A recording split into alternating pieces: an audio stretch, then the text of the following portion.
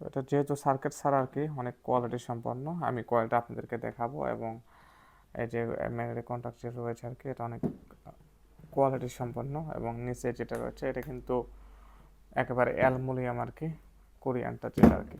আচ্ছা আচ্ছা, কয়েলটা হচ্ছে কীরকম সেটা আপনি দেখাবো এখন। এটা হচ্ছে একদম ওপেন কয়েল যাকে বলা হয়। এই যে দেখতে পাচ্ছেন আপনারা, এটা হচ্ছে ওপেন কয়েল। এই যে এই পাশে দিয়ে কয়েল কিন্তু চলে আসছে এখানে, এটা 220 ভোল্ট লেখা রয়েছে। এই যে দেখুন,